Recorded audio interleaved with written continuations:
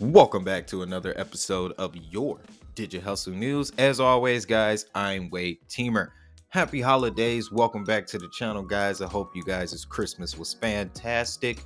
I know that mine was pretty freaking dope. Got me a new desk, bought a bunch of robots for the children, trying to get them ready for the future, guys. And so is the rest of the blockchain space. So that's why in this episode, we're just going to go over some developments that I found to be the most interesting over the weekend and the holiday.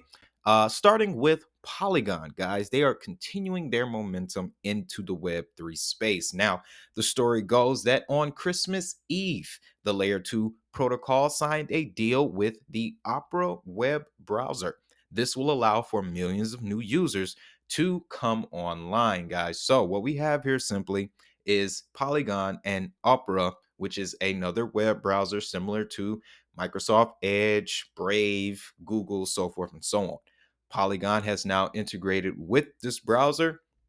Let's find out more. Now, in a blog post, Polygon detailed how it will be working together with Opera software to bring decentralized apps to the Opera web browser. Now, the integration is set for early 2022 and will enable users of the Opera browser to access over 3,000 decentralized applications already native to the Polygon network. Some of the most notable apps coming over include SushiSwap, Curve, and Aave, as well as some of our metaverse chains in the form of Decentraland and the Sandbox. Now, really quickly, I also did see the news over the weekend where PricewaterhouseCoopers PwC was building in the Sandbox.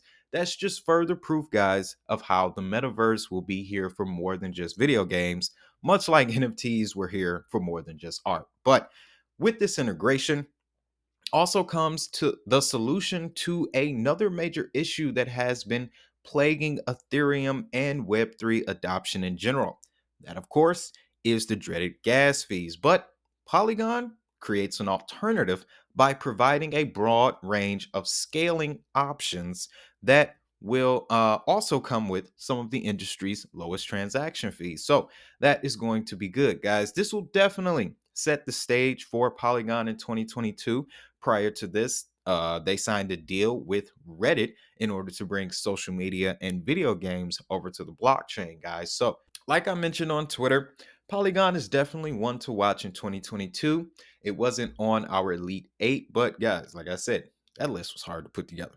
Okay. All of the projects in this ecosystem, everybody offering different solutions from a technological perspective, it was hard to break it down into 8. However, the next token that we're going to talk about is on that list, guys, and it is Chili's, also known as Socios. Well, their platform is Socios. So we're talking sports entertainment, guys, and this one is kind of big. Okay, this one is kind of big. Now, like I said, Chili's is one of our Elite 8 blockchain projects. And if the deal with crypto.com, the deal that they pulled off with the Staples Center, which became official on Christmas, but if that's not enough of an indicator of how this industry is changing, well, maybe this one will change your mind. Socios has inked a deal with Madison Square Garden, which, in my opinion, guys, is the East Coast equivalent of the Staples Center, according to notoriety. Okay, same type of reputation, same type of deal happens in the Garden that it did at Staples Center, guys. But announced on December 22nd, the Madison Square Garden Sports Corporation announced a multi year partnership with Socios.com. The deal comes with substantial brand exposure inside the garden for Rangers and the Knicks games, and they will also be incorporated into several of the team's social media promotional materials, further adding exposure to the Socios platform and then Chili's as well. So, we have Chili's in the East, guys, and now we got crypto.com in the West. Times are surely changing, my people. Times are surely changing. Now, on the subject of crypto.com, guys, they too made some waves over the holiday by being the first major cryptocurrency platform to officially partner with a women's professional sports team, guys. Now, this one is very interesting. It states that they have become an official partner for the Angel City Football Club and will team with CRO to bring knowledge and awareness about blockchain and Web3 to its broad fan base, guys. So I look at this one as just being a small piece to a much larger puzzle. We already know the power that crypto.com is coming with, has come with in 2021, and will continue to come with in 2022. So we will definitely stay updated on all major developments from crypto.com. So make sure you smash the like button. But our next segment, guys, is going to be a bit of speculation for you, but it's around Hedera Hashgraph. Now, over the weekend, I was fishing through Reddit. Don't like to really get my sources from Reddit because there's more speculation on Reddit than there is actual facts. But sometimes you do find a gem. And I think that's what I found with this post here. So, this Reddit post has surfaced on Hedera's boards and it paints a very interesting picture of the potential of Hedera Hashgraph. Now, the story goes that there's an unusual amount of search activity around the name Hashgraph. The search activity has been consistent all year, but it's stemming from one particular state. That state? Arkansas. Now, why in the world would people in Arkansas be searching for information on Hashgraph? Okay, well, it's not everyone in Arkansas, it's more like a select group. You see, Walmart's company, their HQ is also in Arkansas. And this HQ has over 14,000 employees with access to internal job postings. Now, again, just want to give credit really quick to Rich Transition 5070 for bringing us this information. But he's been on this case all year, guys, and he has provided some very interesting things to talk about. Now, we know that back in August, Walmart made it public that they were looking for a digital currency lead. Then after that, we had ATM, so forth and so on. So Walmart is slowly permeating their way into the blockchain space. And then there's news that also goes back to about 2014 when Walmart first started to look at the possibility of Bitcoin being used as a form of payment. Okay. So it seems that now they're taking another step and their blockchain ambitions are coming to the light. And the data is suggesting that they are looking for a hash graph. Now, the main reason that he presents here, and I have this highlighted, he states that the reason Arkansas consistently tops the list as the number one location in the US where Hashgraph is searched the most often is because Walmart employees located at the home office, as well as regular employees throughout Walmart retail stores, perform a Google search for Hashgraph, having no idea what it means, on devices routed through Walmart servers in Bentonville, Arkansas, after they viewed a job posting that mentions the term. So, yes, along with the job posting for the digital currency lead back in August, they were also looking to fill other positions, guys, and they have a particular interest in Hashgraph. Now, we like to talk about Hedera Hashgraph on here, and every time I mention Hedera Hashgraph, I make it a point to let people know how the Hashgraph works. Time signatures, guys. Time signatures. Now, when you're dealing with retail on that level, Walmart needs that. Okay. So, again, only time will tell how this will play out, but it does raise some questions, guys. I will post a link to this Reddit post. It'll be the pinned comment. So make sure you check that out. And of course, give Rich Transition a follow and show some love for bringing us this information, guys. Now, this next story, it's big, guys. It's a big one because I really feel like Energy Web is going to magnify the markets in 2022, if that's the correct word, especially after this deal, guys. So we're talking Polkadot and Energy Web. Story is Parity, a Polkadot developer, and Energy Web are coming together to bring blockchain technology to the traditional energy sector, merging the two. Simply put, this new partnership will launch an Energy Web Consortia relay chain. This relay chain will essentially allow for enterprises to have more access to blockchain technologies, guys. Let's get into the announcement.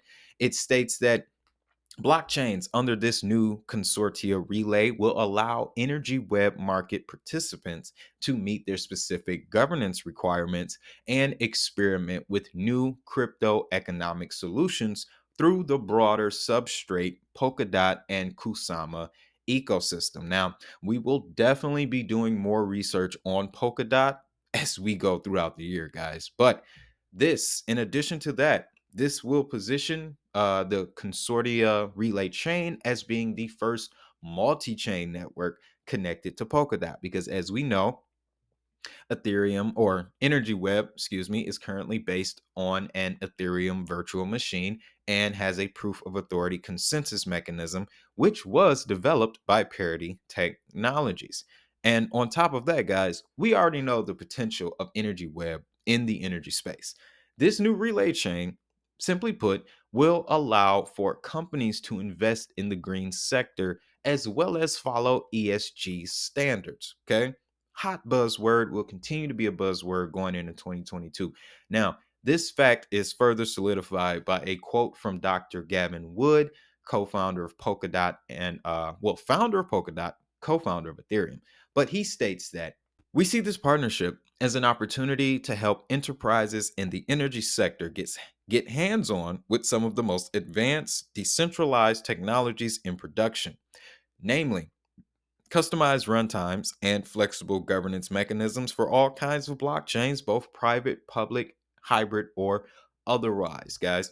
So, this consortia relay chain infrastructure will be developed as an opt in solution for the current Energy Web ecosystem and will actually require a new token. So, we're going to have a new token coming to Energy Web sometime next year. So, we're going to keep an eye out for that for sure. And the test net for this chain is said to be launching sometime in Q2 of next year. Now, let's not all forget this next point here. XPDI, guys. My last video on Energy Web telling you guys how I thought that this SEC filing was going to make me buy more. But let's not forget what the contents of that deal was. We're talking XPDI here, which is BlackRock's $250 million move into the energy sector.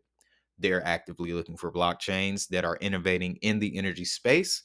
Polkadot and Energy Web have created a specific relay chain that will allow companies to engage in renewables using blockchain technology. Pieces are there. Pieces are right there, guys. Now, our next segment, we're going to be talking about Binance, guys. Of course, is another one of our Elite 8 choices. I said we were going to pay a lot more attention to Binance, guys. And they've made a couple of developments over the holiday that is positioning them quite nicely to start 2022.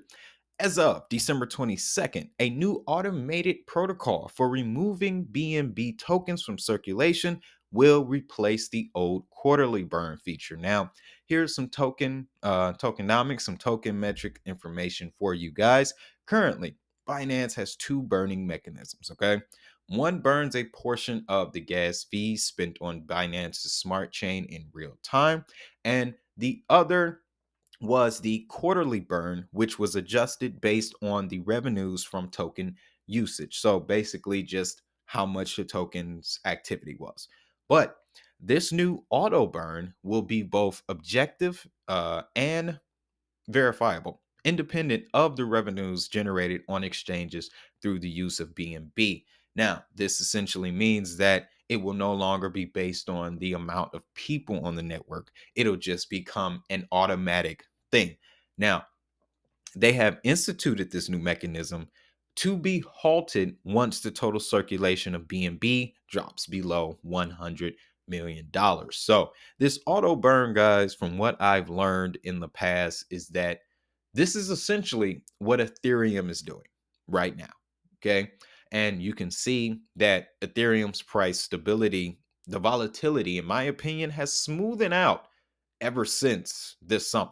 So, we're going to see not only scarcity induced when it comes to BNB, but we'll also see less volatility, just judging off of Ethereum's performance with a similar burn mechanism in place. Now, combine this with Binance also getting the green light from Canada and the Central Bank of Bahrain, guys. This one is very big. We're just going to jump into it really quickly because I plan on giving this topic its own video. But simply put, guys, the crypto exchange has been granted an in principle license by the Central Bank of Bahrain to operate as a crypto asset provider in the kingdom.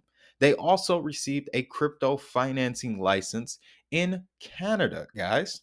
Okay. Now, this one is really the motivation for why I want to dig deeper because we just discovered when we were talking about ISO, Stellar Lumens, the stablecoin in Canada, that Canada has a specific governing body when it comes to financial moves. Binance just got a license from them, essentially, guys. They will now be operating as a money services business. Now, there was Canadian Markets. I have to recall the name, but of course we have the video. But essentially, that specific group in Canada is in charge for managing financial services and kicking it back up to the top bank. Okay. They're now working with a central bank in the Middle East. Trying to tell you, 2022, guys, Binance is going to melt faces. Okay. Like I said, I'm going to expand on this in a later episode because now Binance is talking with central banks. Okay. So, on the subject of central banks, guys, and big money being moved around, another article was released last over the holiday, guys, and this one is surely going to raise some discussion. So, this article was released on by Investor Palace. It detailed 5 ISO compliant blockchains. Okay, hot topic, like we already know. But the 5 chains that they mentioned include Ripple, Stellar, XDC, IOTA, and Algorand. Okay, I am still not clear on how Algorand makes this list all the time. I've done the digging. I've looked through Algorand's site. I've looked through the ISO boards, everything. I personally can't find the connection. But if you guys have, let me know down in the comments.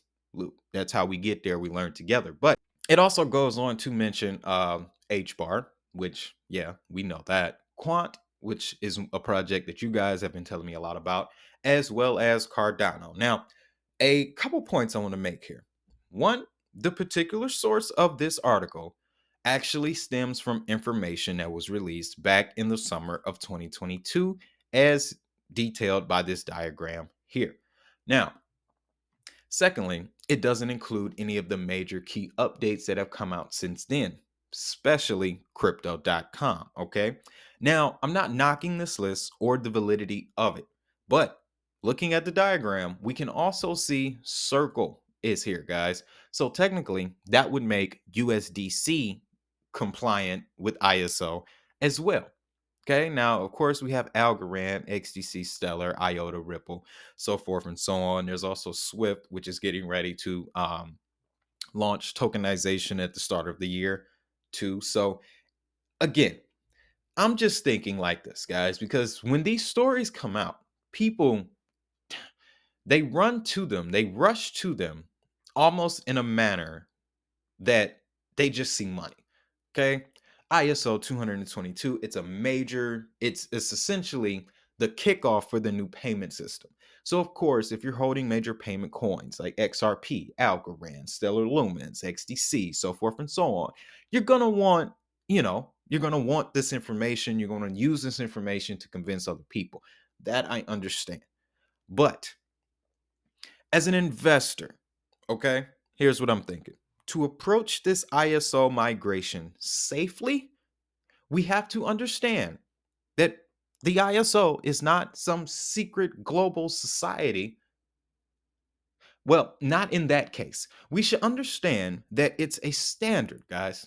It's a standard, all right? We know that the global goal is to reduce the global remittance payment costs. Okay? So that means that the payment cryptos are going to be the most important. But that does not mean that it will only be these 5. Okay? Again, that's why I say to approach this migration safely, all right?